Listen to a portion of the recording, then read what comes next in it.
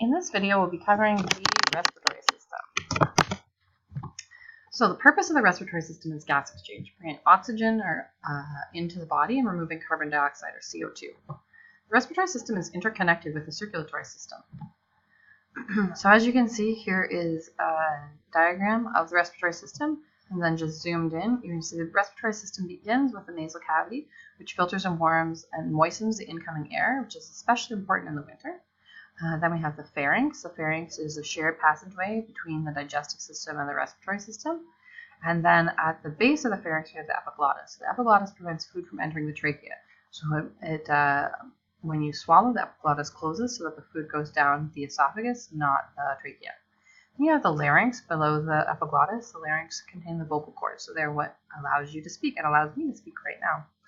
Then you have the trachea, which is the central tube of the respiratory system.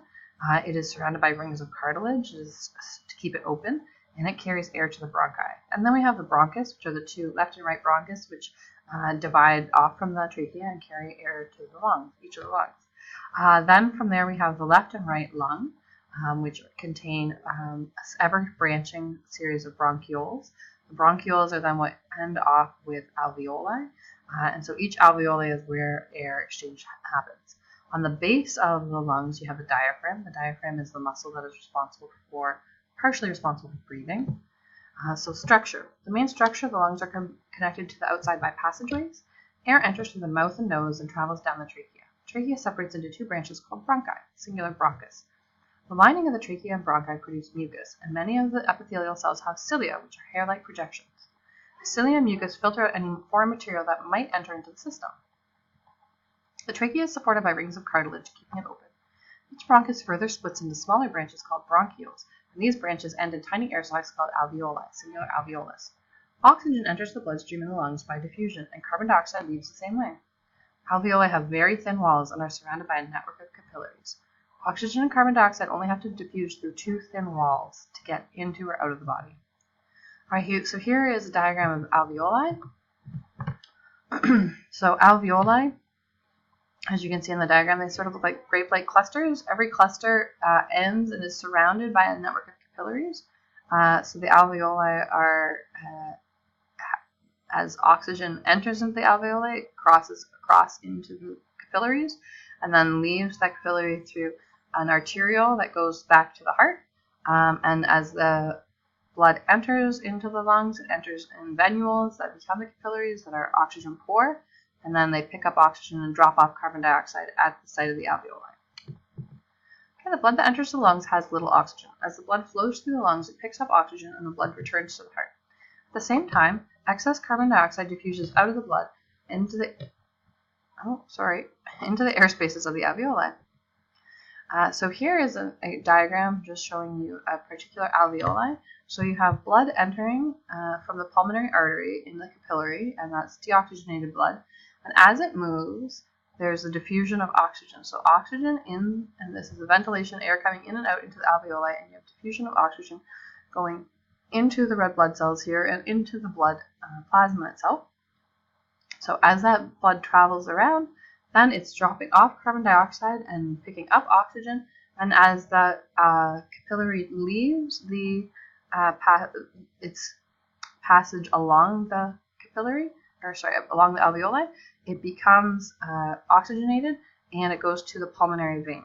So you can see this diagram shows a single alveolus. The respiratory system involves a process called breathing, which involves moving air into and out of the lungs. This process involves the muscles that move the ribs, making the rib cage expand and contract, and a large sheet of muscle under the lungs called the diaphragm. Together, the diaphragm and the muscles of the ribs, called intercostal muscles, increase or decrease the volume of the lungs. As this volume changes, the pressure also changes. In this way, fresh air flows into and out of the alveoli. So you can see the process of inhalation and exhalation.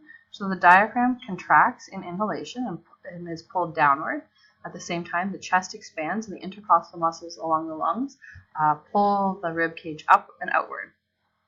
And once you've inhaled and brought fresh oxygen into the lungs, then the next step is exhalation. The diaphragm relaxes. As the diaphragm relaxes, it returns to its neutral upright position where it pushed in further, and the chest contracts. So the muscles of the of the intercostal muscles of the rib cage relax, allowing the rib cage to fall back to a neutral position. Control over our breathing is involuntary. We do not generally have to think about breathing. We can override the involuntary system and stop breathing. The control is only temporary. You can't make yourself pass out by not breathing. Eventually your body will override your thought to not breathe. Control of breathing occurs in the part of your brain and detects carbon dioxide levels in the blood. So interestingly, it's not detecting the amount of oxygen in the blood, it's detecting the amount of carbon dioxide. So it's saying that if there's too high level carbon dioxide, then our breathing rate will increase. And it will also increase our heart rate at the same time to sort of speed up the transfer of carbon dioxide out of the body. So this decreases the carbon dioxide in the blood concentration, and it also increases the available oxygen, which is really what we want to happen. We don't really care so much if the carbon dioxide is high, as long as the oxygen content in the blood is high. All right, so that gets us to the end of the respiratory system.